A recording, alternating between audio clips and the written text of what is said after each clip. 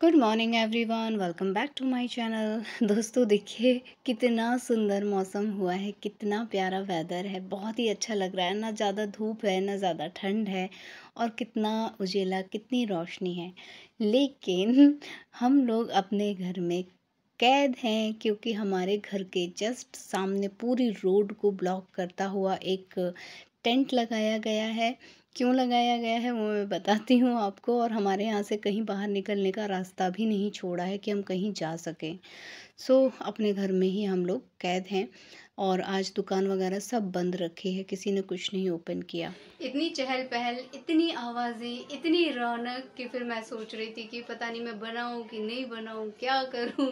और सबसे बड़ी मेरे लिए सज़ा है ये सब चीज़ें अटेंड करना। मेरा दिल नहीं लगता है, मतलब भक्ति भावना में मेरा मन लगता है, लेकिन अगर कहीं पे कोई किसी चीज़ का प्रसार प्रचार कर रहा होता है ना, तो मुझे पता नहीं क्यों सामने बड़ी बड़ी अजीब फीलिंग आती है। मेरा वैसे चित नहीं लगता है। लेकिन फर्स्ट टाइम ऐसा हुआ है कि मैं गई हूँ और मुझे थोड़ा सा अच्छा लगा, क्योंकि बड़े हरिओम शरण जी के भजन सब गा रहे थे और बहुत अच्छी अच्छी बातें हुई। कुल मिला के मेरा इससे पहले का एक्सपीरियंस कभी अच्छा नहीं रहा है, लेकिन ये एक्सपीरियंस मेरा बहुत अच्छा रहा है। Hello everyone, welcome to my channel. दोस्तों, मेरे चैनल में आप सभी का स्वागत है, और जो न्यू सब्सक्राइबर हैं उनका हार्दिक अभिनंदन है। दोस्तों, कैसे हैं आप सब? मैं अंकिता जबलपुर से कर रही हूँ आप सबका स्वागत। बहुत प्रतीक्षा करते करते करते करते मैंने सोचा चलो अब ब्लॉग शुरू ही कर लिया जाए। क्या हो गया बेबी?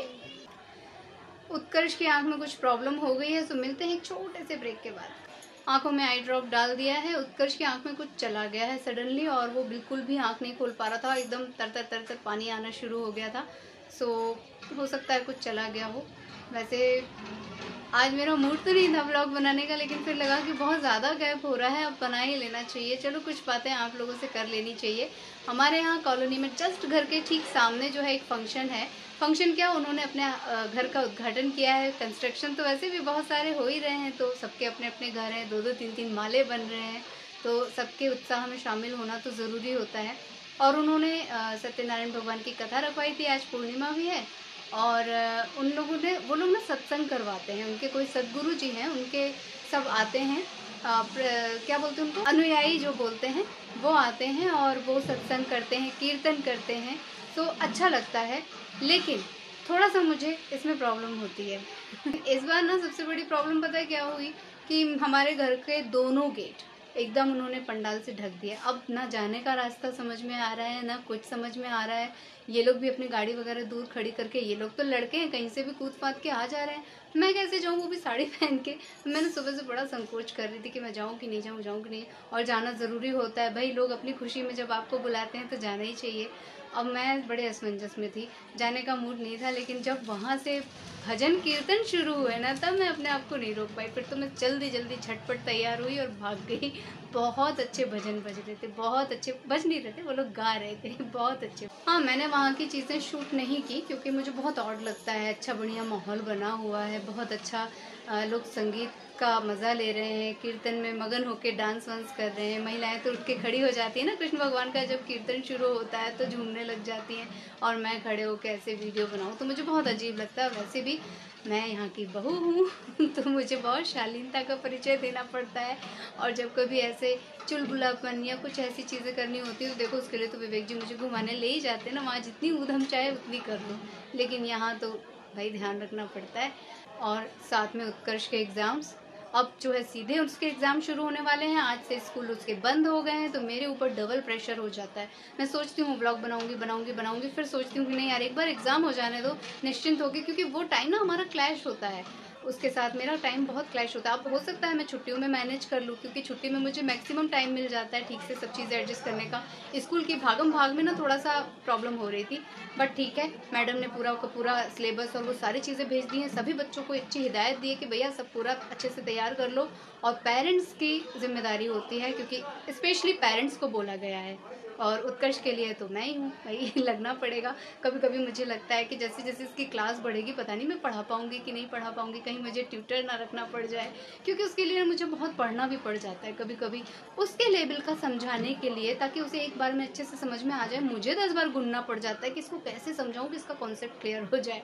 उस चक्कर में मैं कभी कभी उसे बहुत कन्फ्यूज़ भी कर देती हूँ, तो घर के बाकी लोगों से हेल्प लेनी पड़ती है, खासकर उसके चाचू से।